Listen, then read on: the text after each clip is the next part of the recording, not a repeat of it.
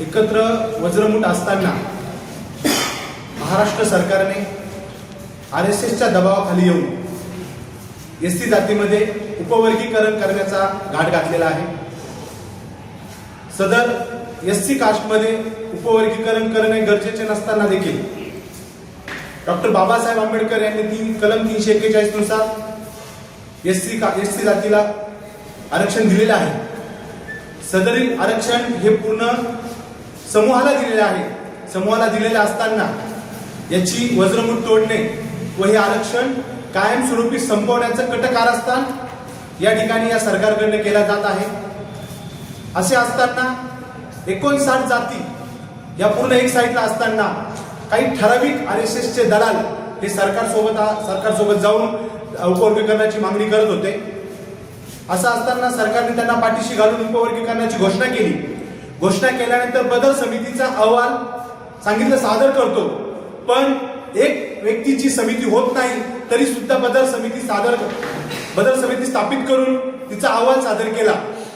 पण तो जो अहवाल आहे तो जनतेसमोर न आणता फक्त त्याच्यावरती हरकती मागवल्या। असे असताना तुम्ही जर बघत असाल तर संपूर्ण महाराष्ट्रभर सरसेनानी आनंदराज आंबेडकर साहेब यांच्या नेतृत्वाखाली लाखोचे मोर्चे निघत आहेत।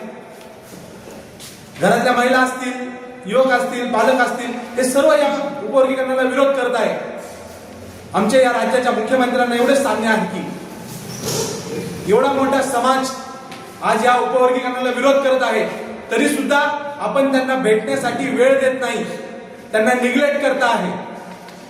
SC समाजातल्या कुठल्याही समूहाला देवेंद्र फडणवीस साहेब हे भेटण्यासाठी वेळ देत नाहीये आणि म्हणूनच रिपब्लिकन सेनेने असा पवित्र उचललेला आहे की येत्या 19 तारखेला किंवा 22 तारखेला देवेंद्र फडणवीस हे नाशिक दौऱ्यावर येत आहे, तेव्हा ही संपूर्ण नाशिक जिल्ह्याची आंबेडकरी जनता त्यांचा निषेध व्यक्त करण्यासाठी काळे कपडे, काळ्या फिती आणि काळे झेंडे त्यांना दाखवून त्यांचा निषेध करेल।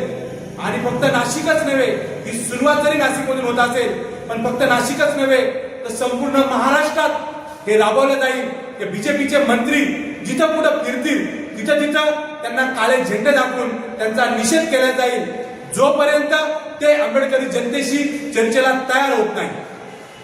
आपल्या माध्यमातून मी या सरकारला आवाहन करतो आणि सांगू इच्छितो की आपण लवकरात लवकर आंबेडकरी जनतेची भेट घ्या, अन्यथा आंबेडकरी जनता ही तुमचा निषेध केल्याशिवाय राहणार नाही।